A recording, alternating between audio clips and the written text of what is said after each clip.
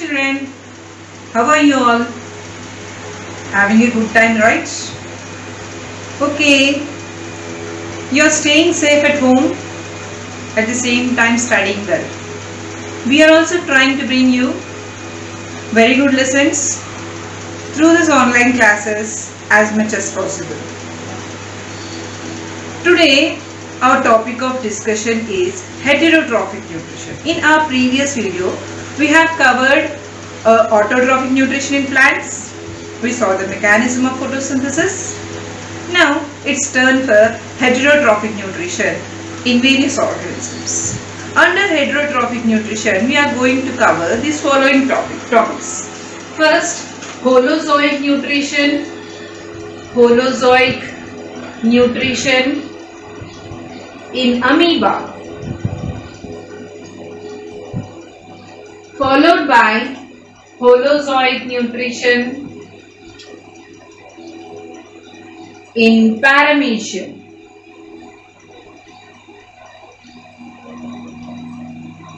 Then parasitic nutrition.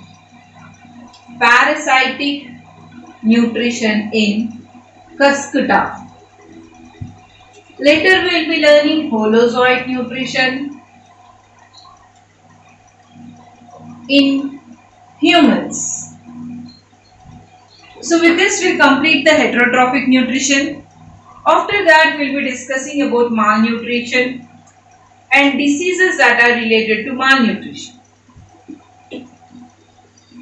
So these will be the topics of discussion for today, children.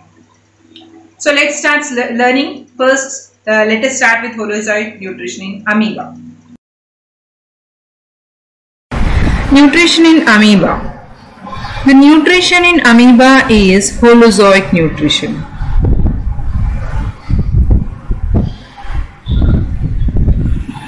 The food and the way it is obtained is different from organism to organism.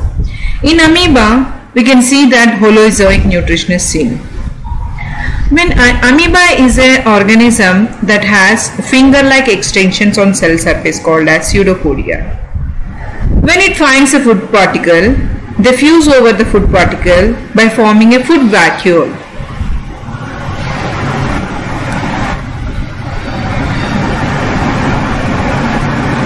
So you can see the pseudopodia extending closer and closer. And finally, a food vacuole is formed in the amoeba's body. The food vacuole is taken into the body of amoeba. This is called as ingestion. And once the food enters into the body of amoeba, it starts digestion, and the particles of food, nutrients that are obtained from these food particles, start assimilating into the body of this organism. And the waste products that are produced from the body of amoeba are eliminated out of the body. So this is the method of nutrition that is seen in amoeba. Now we have completed.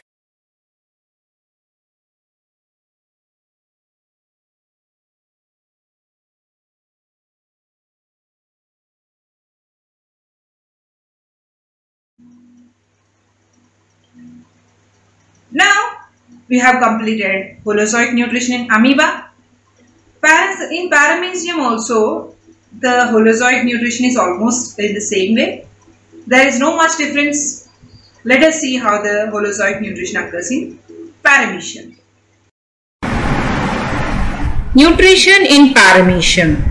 Similar to the amoeba, in paramecium also the nutrition type is holozoic nutrition. As we have seen in amoeba, now we know the steps that are involved in a holozoic nutrition. So paramecium is a small unicellular organism which generally lives in water, and it is having hair-like structures called cilia all over its body.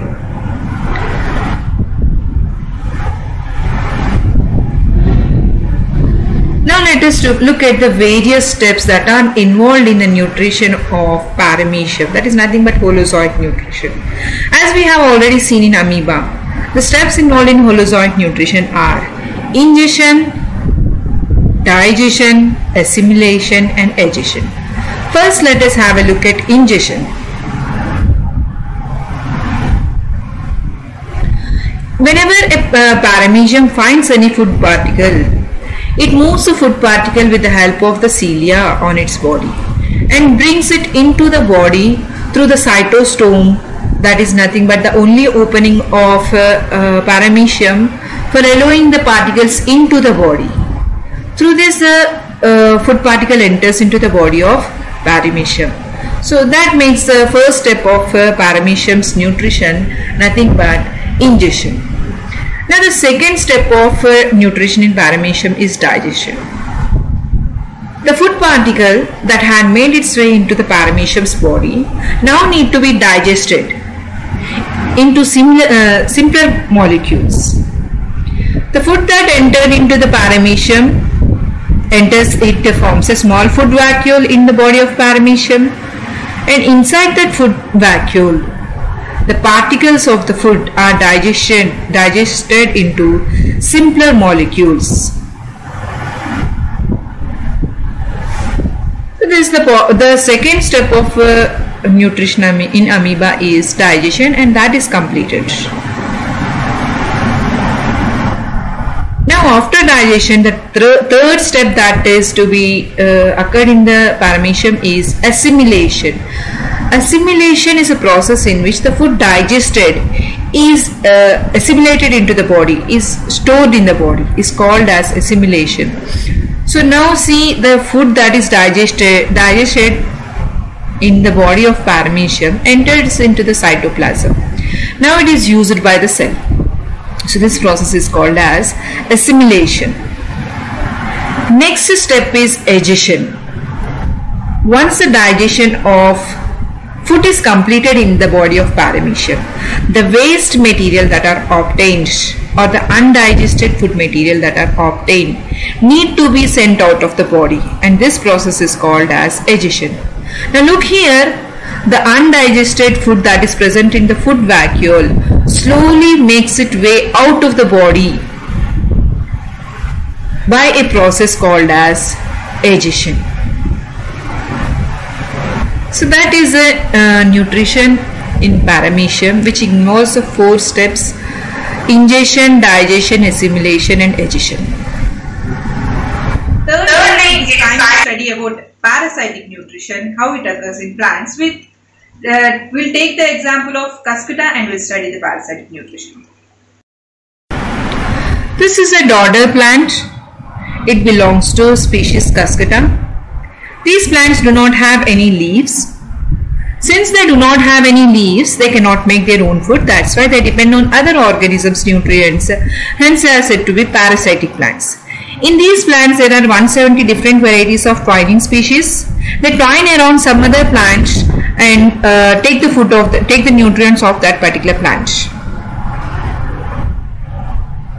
It belongs to the family Convolvulaceae, and these plants, since they do not have chlorophyll in their body, they cannot make their own food, and they absorb nutrients of other plants by growing roots called haustoria. These roots grow from dodder plant into the xylem and phloem of other plants and suck the nutrients, water, minerals, everything from the other plant.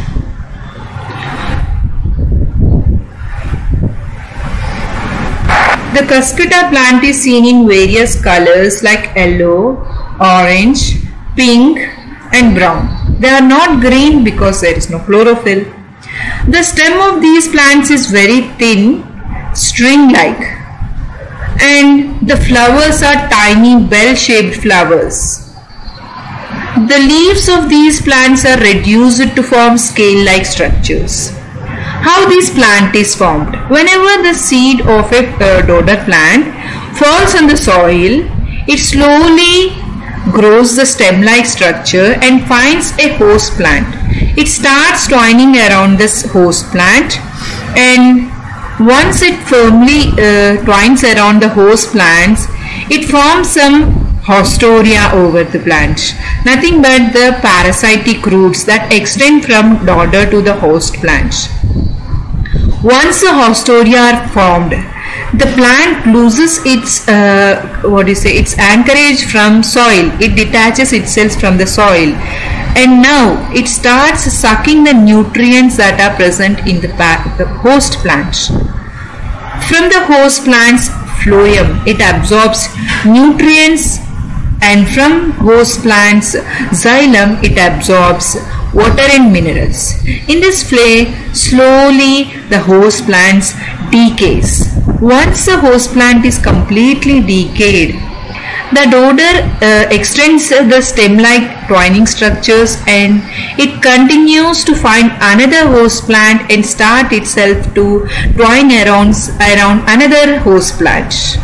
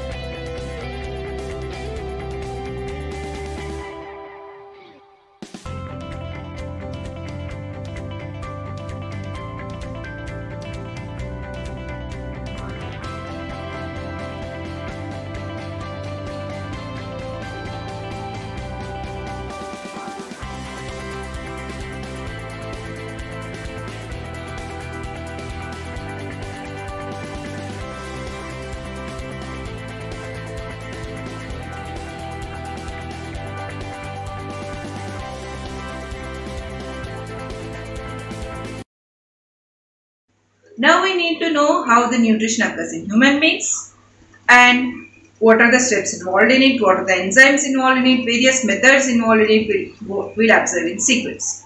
Okay children, let's move ahead. Nutrition in human being. In human being, nutrition occurs by holozoic nutrition, and the process of digestion occurs in the digestive system.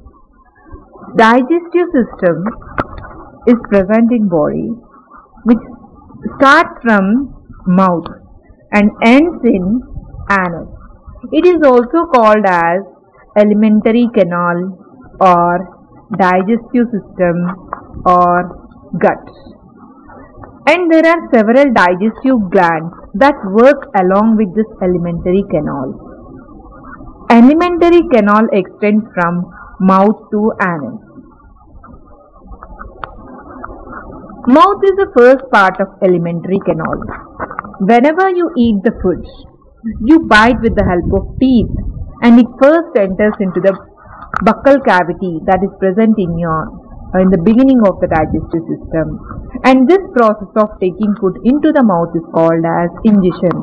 Once the food enters into the mouth, with the help of teeth and muscular tongue, the food is digested into fine particles. This process is called as chewing, or in other words, it is called as mastication. Once the mastication is completed, the food is mixed with the saliva that is produced with salivary glands.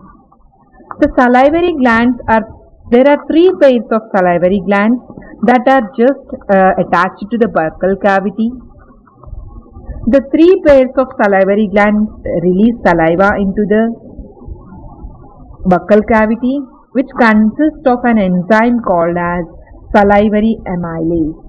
The salivary amylase digests the starch present in food to form simple sugars like dextrin.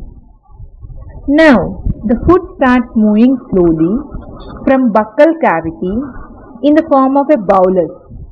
The bolus moves slowly into the next part of the digestive system, that is esophagus, by a movement which is called as peristaltic movement. Peristaltic movement is a wavy movement of muscles that helps in passage of food from one part of the digestive system to other part of the digestive system. After passing the food through the esophagus by peristaltic movement, food enters into the stomach.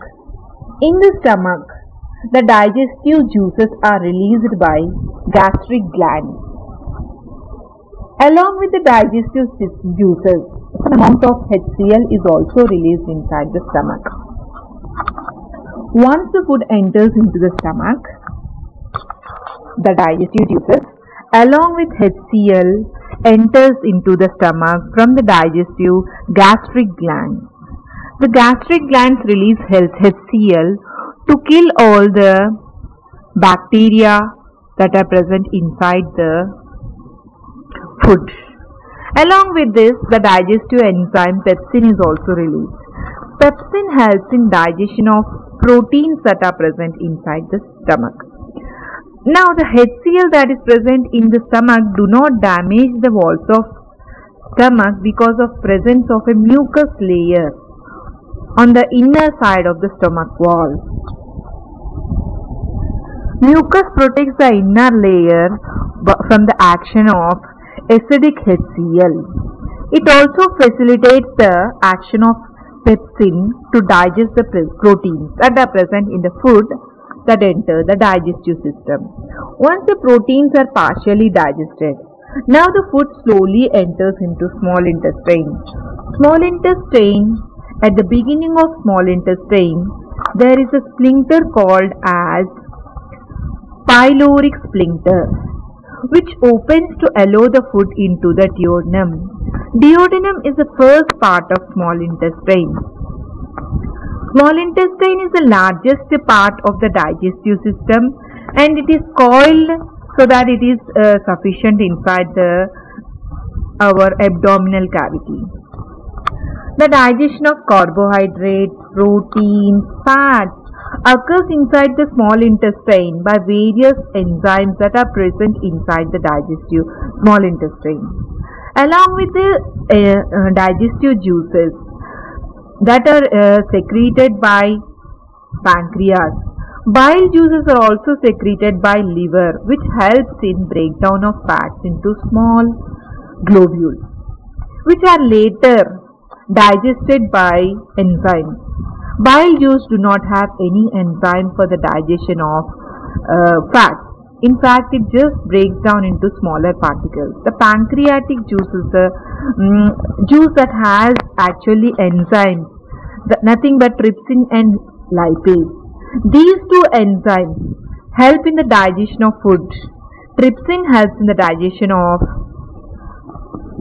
protein, while lipase helps in digestion of fat.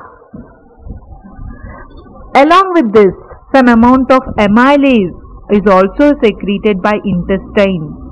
The intestinal juices have intestinal amylase which help in digestion of carbohydrates inside the stomach, inside the small intestine. The intestinal juices also help in digestion of proteins in the small intestine.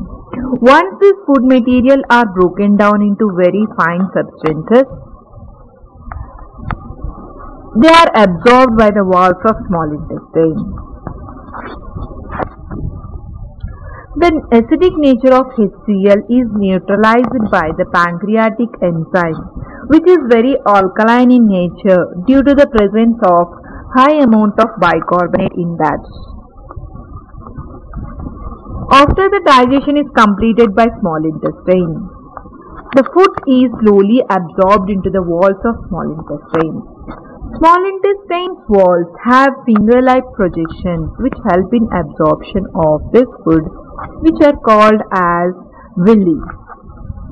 Villi are finger-like folding of inner surface of small intestine. These foldings helps to absorb large amount of food. Each villi has a distribution of blood vessels as well as lymphatic vessels inside it, so that the food that is entering into the microvilli directly enters into the bloodstream and is distributed throughout the body. The absorbed food is utilized by obtaining energy and building up new tissues and repair of old tissues in our body. This process is called as assimilation.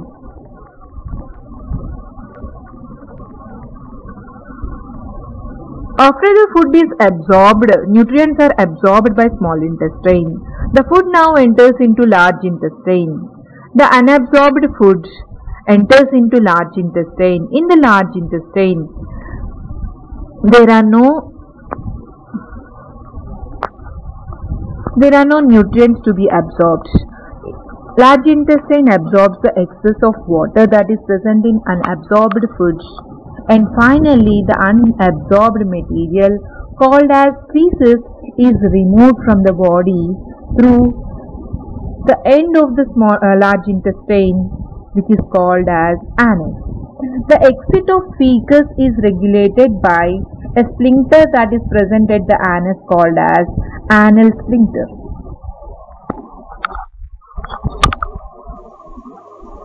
Next,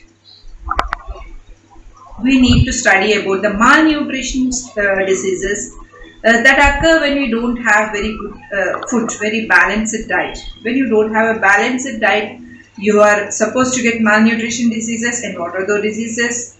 How does it occur? We'll study about them. Diseases due to malnutrition in children.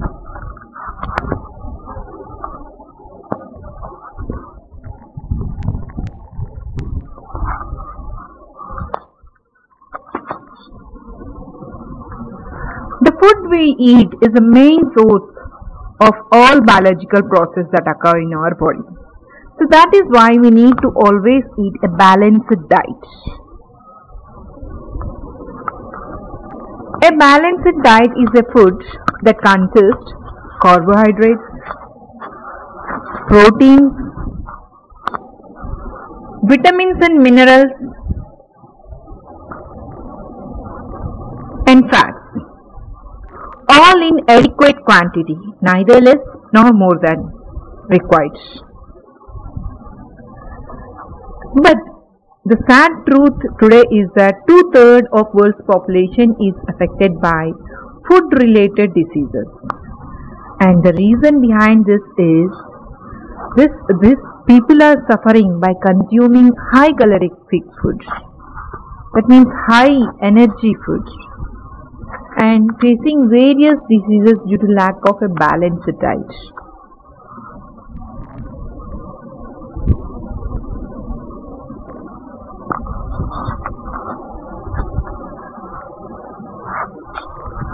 Malnutrition is eating of food that does not have one or more than one nutrient in required amount is called as malnutrition.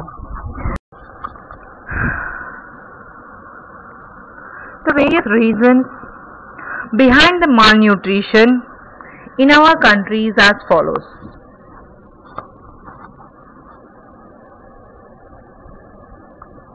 First one is poor health background, whether it is inherited or because of continuous occurrence of diseases, willful starvation because of various festivals, lack of awareness of nutritional habits, and several socio-economic factors. There are various types of malnutrition diseases based on what is lacking in the food. The three types of malnutrition diseases are calorie malnutrition, protein malnutrition, or protein calorie malnutrition. That is, whether you are not taking calorie or protein in your diet decides what type of malnutrition it is. And various harmful effects of malnutrition in children are: first, kwashiorkor disease. If a child does not eat sufficient amount of protein, he gets kwashiorkor disease. Second, marasmus. If a child does not eat sufficient amount of both calorie as well as protein, then there is an occurrence of marasmus. Thirdly, obesity is caused due to overeating and excess of calories in the diet. One by one we'll discuss about these diseases. What are the symptoms? First one, kwashiorkor. Kwashiorkor occurs due to protein deficiency in the diet. And symptoms of kwashiorkor disease are: the body parts are swollen due to accumulation of water in the intercellular spaces, and poor muscle development is seen. There is no muscle development or very less muscle development. Legs are swollen and face is fluffy. It is difficult to eat because of fluffy face. Pale hair, no coloration on hair, diarrhea and dry skin. Coming to the symptoms that are seen in a marasmus are: marasmus occurs due to the deficiency of both proteins and calories, and this is usually seen in children who are weaned off very early. That means that because of immediate second pregnancy, first child is not given proper mother's feed. That leads to marasmus. And the symptoms of these diseases are lean and weak. The child is looking very lean and weak. Muscles are less developed for muscle development. Joints are swollen and dry skin and diarrhea are the symptoms that are seen in marasmus. Third one is obesity. Obesity is also a malnutrition disease because in this also children do not take balanced diet. Overeating of one type of nutrient is also a kind of malnutrition. In this, overeating of calories, excess of calories causes obesity, and it is a very big health hazard.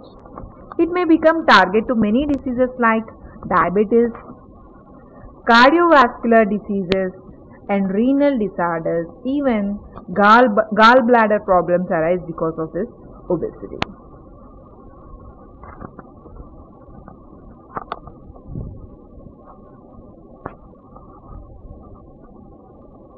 So what do we need to do? We need to eat a balanced diet to avoid these diseases.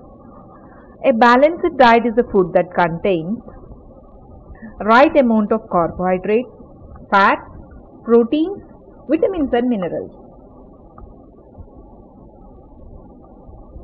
Only when a person eats a balanced diet, he can be free from many of the health ailments that occur because of malnutrition.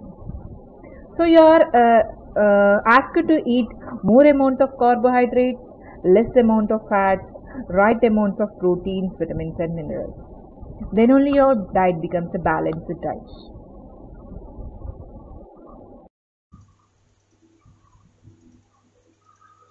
And that is it for today, children. Hope you understood today's topic very well. Hoping you that you'll study well at home, you'll revise the topic, you'll read the textbook. I'm taking a leave from you, children. Bye. Happy learning.